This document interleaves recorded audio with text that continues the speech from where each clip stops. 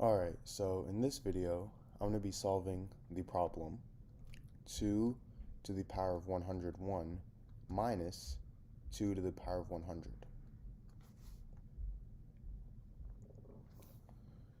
So to solve this problem, I'm going to first start by rewriting 2 to the power of 101 as 2 to the power of 100 plus 1.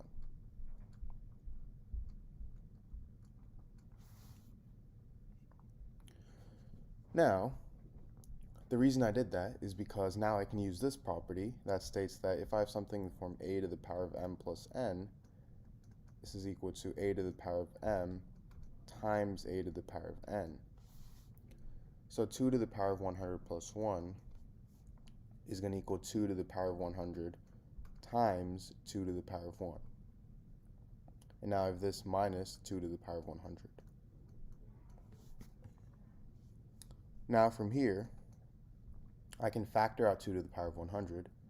So I get 2 to the power of 100 times 2 to the power of 1 minus 1. Now 2 to the power of 1 is equal to 2, and 2 minus 1 is 1, so I'm left with 2 to the power of 100 times 1, which is equal to 2 to the power of 100. Now, there is actually another method of solving this problem. So going back to the problem, I have 2 to the power of 101 minus 2 to the power of 100. Now, before I rewrote 101 as 100 plus 1, but how about I rewrite 100 as 101 minus 1? So now I get 2 to the power of 101 minus 2 to the power of 101 minus 1. And this is the same thing as 2 to the power of 101 minus 2 to the power of 101 plus negative 1. Now, if I use that property again that states that a to the power of m plus n is equal to a to the power of m times a to the power of n, I get 2 to the power of 101 minus 2 to the power of 101 times 2 to the power of negative 1.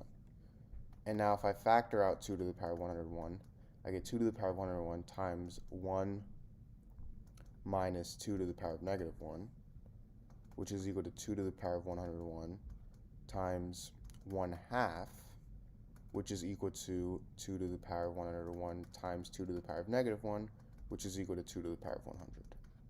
So that's the second method of solving this problem. Alright, so in this problem, I have 500 to the power of 500 divided by 250 to the power of 250. So, to solve this, what I'm first going to do is rewrite this as 500 to the power of 250 plus 250 over 250 to the power of 250. Now, if I have something in the form a to the power of m plus n, this is equal to a to the power of m times a to the power of n.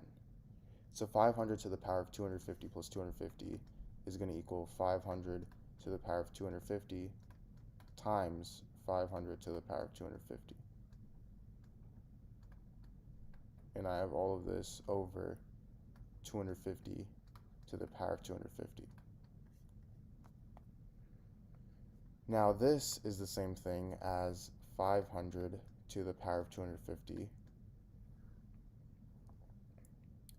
times 500 to the power of 250 over 250 to the power of 250.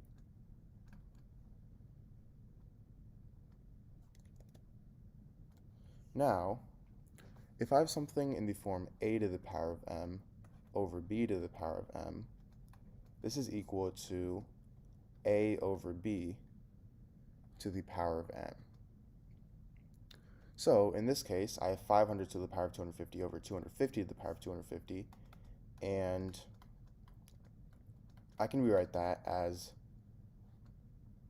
500 over 250 to the power of 250.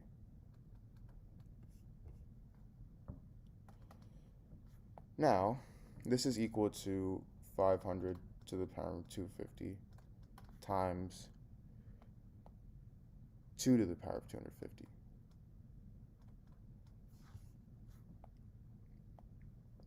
And if I have something in the form a to the power of m times b to the power of m, this is equal to a times b to the power of m.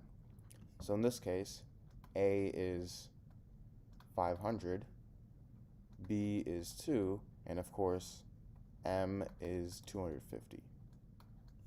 So I get 500 times 2 to the power of 250, which is equal to 1000 to the power of 250. And this is the same thing as 10 to the power of 750.